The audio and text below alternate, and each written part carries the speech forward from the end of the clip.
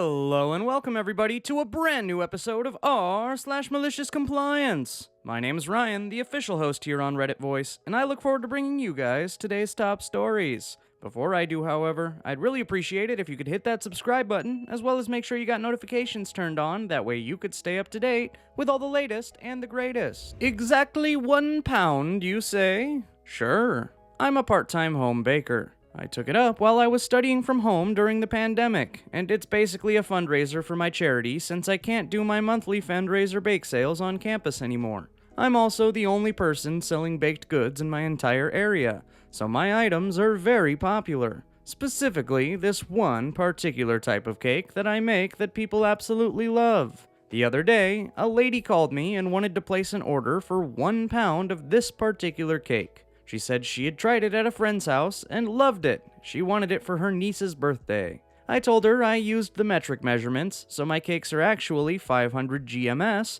or 1 kg. 1 pound equals 454 GMS. She said she wanted a 1 pound cake. I dropped it because it was more or less the same thing. What's important for later is that when I had the cake made for her friend, I had run out of my 1 pound cake bases, so I used a 2 pound cake base. In my opinion, this made the cake look smaller, but it's possible that someone else might think that the cake was bigger. To clear up some confusion, cake base is the cardboard on top of which you put the cake. I used two sizes, 9-inch diameter base for my small cakes, 500 GMS, and 12-inch diameter base for the big cakes, 1 kilogram. When the lady's friend ordered, I had run out of the smaller base, so I used the 12-inch base for the 500 GMS cake. After I took the order and quoted the price to her, she started giving me more instructions. The birthday girl is 16, so decorate it according to a 16-year-old. I know, super vague. Add XYZ stuff to it. Write 4 different things on the cake. I explained to her that this is not all included in the base price, and the kinds of toppings that she wanted would make it a lot heavier and pricier. She said make it a 1 pound cake for the 1 pound cake price. Okay, I get the hint. You want a 1 pound cake with those specific customizations. So I made it just that. Removed some of the ganache, made thinner layers so I could incorporate our additions and still keep it at exactly 454 GMS, no more and no less. The lady came in to pick it up and she went ballistic because I was trying to rob her in the name of charity. The cake I made was in no way 1 pound because her friend's cake was bigger. I tried explaining to her why her friend's cake might have looked bigger, and that this cake was exactly 1 pound as she wanted. She refused to listen and was starting to create a huge scene. Then she said she wanted a refund. So I brought out my weighing scale and weighed the cake in front of her. 454 GMS exactly. The lady saw and went, "Aha! I was right. You're trying to cheat me. It's 50 GMS less." I said no, it's exactly 1 pound like you wanted. I opened up the Google converter and showed her that 1 pound is in fact 454 GMS, not 500. I opened WhatsApp and showed her the message where I told her I make 500 GMS standard cakes, and she said she doesn't care, she wants 1 pound. She was a bit gobsmacked and said I should have had some professional courtesy and made it 500 GMS, and that I'm trying to cheat her. At this point, I've had it with her. I told her, "Ma'am, you wanted exactly 1 pound cake. You said it to me 4 times. So you can take this exactly 1 pound cake, or you can take your refund and leave. I can find other people who want to buy a 1 pound cake." She took her pound cake and left, saying she'll never buy anything from me again and make sure to let others know too. Later, her niece followed my page on Instagram and dropped me a message apologizing for her aunt. Said it was the best cake she ever had and she will surely tell everyone about my bakery. Edit, I don't see exactly where the weight confusion's coming from, but basically I have 2 standard sizes for my cake, which are 500 and 1 kilogram. Because of the American influence though, people have become used to cakes being either 1 pound or 2 pounds in weight, but don't often know the difference between the two. They just assume that 1 pound equals half a kilogram and 2 pounds equals 1 kilogram. Edit, TIL, America doesn't sell cakes by weight. It's the standard practice over here, and the rates are fixed by weight. Also, the cake in question here was not a traditional cake, so there was no way she wanted a pound cake. Last edit. I'm a bit overwhelmed by the comments, and I can barely keep track of them. The cake was a tart cake. It was layers of shortbread cookie and chocolate ganache. I've uploaded a picture of it as a post on r/baking. Actual final edit. The amount of positive feedback I've received through this post is crazy. I've had a very difficult few days, and some of you were so nice to me. A complete stranger on the internet, and it made me a little emotional. If I received this much attention on my Instagram, I could probably become a full-fledged food blogger.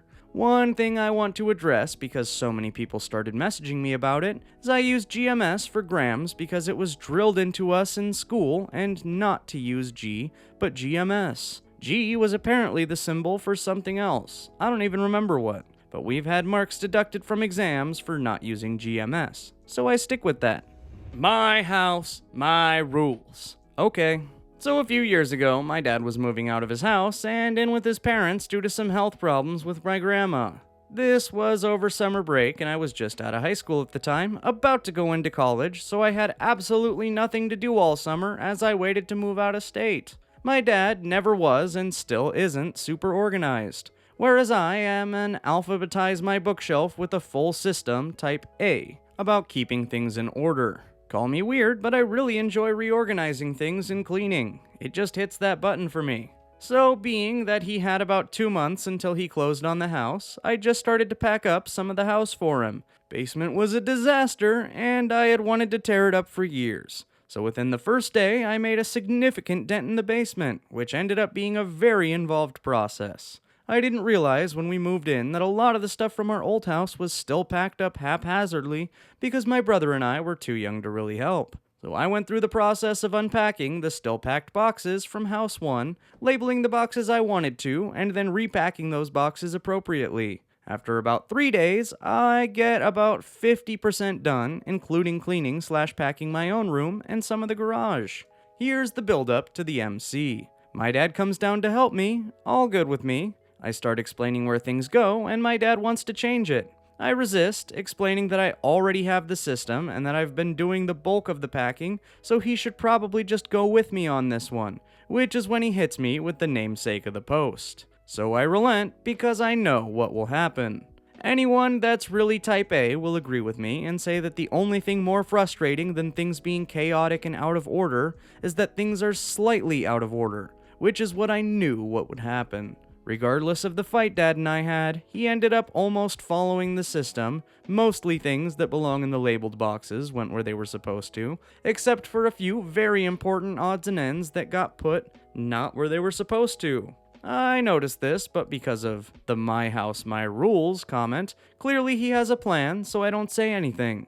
Dad calls me in one day very flustered because he can't find something he needed. He had been in the storage unit he rented in my hometown for the better part of 3 hours looking. Now the storage unit got packed horribly by the moving crew. I've been in there a few times after this story, and I feared for my safety. It's legitimately a labyrinth and jungle gym, and a nightmare to get through. Not to mention that this was midsummer, so there's no AC. Dad is mad on the phone asking me where it is, and I ask him if it's in the box I labeled in big red Sharpie, "Important shit." He says no, and I smile a bit. Then he says, "Well, you were in charge of packing all this stuff, and now I can't find it." That's when I calmly reminded him of the blowout fight we had over this exact issue and how he commandeered my operation afterwards. I told him that if I was actually in charge, it would be in the box labeled "Important shit." He hung up on me after that. I love my dad, and I had no problem helping him out. We laugh about it today, but I can't say I didn't get a good chuckle at the thought of him sweating and cursing climbing around that storage unit death trap. He recently found another place to live now that my grandparents have more in-home assistance, and I've already worked out that I'm gonna come help him move. We already agreed that I'm in charge this time.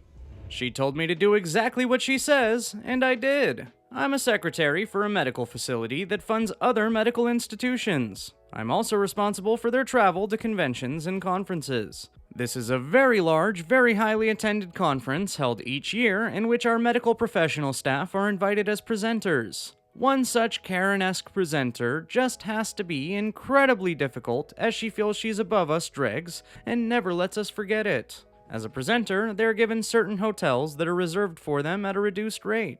However, most are nowhere near the convention site, and they end up paying a crapload of money for cabs. I set up the travel for at least 10 folks when I realized that by a loophole, I can book them into the hotel where their conference is held. So I do that instead of allowing the conference coordinators to book them in heaven knows where at the last minute, which they're prone to do. Karen comes up to me and demands that I only book her into the hotels listed by the conference coordinators, and if I don't, she'll have me written up. So that's what I did. The day before they all leave for the conference, which is clean across the country on the West Coast, Karen found out she was not only the only one not booked in the conference hotel, but she was 9 miles away near the airport. And no, there were no more rooms available at that hotel. She was hopping mad and stormed to my desk screaming about me putting her in a faraway 2-star hotel. I looked at her and calmly stated that she was in one of the 3 hotels the conference coordinators reserved for her, and she distinctly instructed me to only select those hotels and nothing else. She ended up spending more than $70 in cab fare to and from the hotel to the venue, while everyone else only had to go downstairs from their hotel rooms. She almost missed giving her presentation because she was late. After that, when I booked everyone for a trip, Karen no longer demanded I give her special treatment and just lets me use my judgment when booking hotels. Okay, I'll be there at 8:30 every day. This happened several years ago when I worked for a company that provides software for cell phone companies. We made voicemail, SMS messaging, etc. There were smaller companies that didn't have the staff or data center to handle these products, so we had a group called hosting that connected to a customer's network and provided the service. I and my friend would usually come into work at about 10 a.m. and just stay until our work was done, usually 7 or 8. We enjoyed our jobs and each other's companies. We worked hard and we were the backbone of the team. One day, the director calls us into his office and tells us that business hours at this company are 8:30 a.m. until 5 p.m., and he expects us to arrive on time from this point on. While my friend was a bit frightened, I said, "Okay, that sounds great." The director asked what I meant, so I said, "If you're setting our work hours, that means no more unpaid overtime. You will see a cloud of dust swirling above my chair at 5:01 every day from now on." During our next staff meeting less than a week later, the director tells us that he's decided our group will now have flexible hours because he trusts us to get our work done. And there you have it, folks. The end of the epics. If you like these stories, be sure to leave a like as well as subscribe with notifications turned on. That way you could stay up to date with all the latest and greatest we have here on the channel. As always, my name's Ryan, the official host here on Reddit Voice, uploading just about every single day. And I look forward to seeing you guys in tomorrow's video.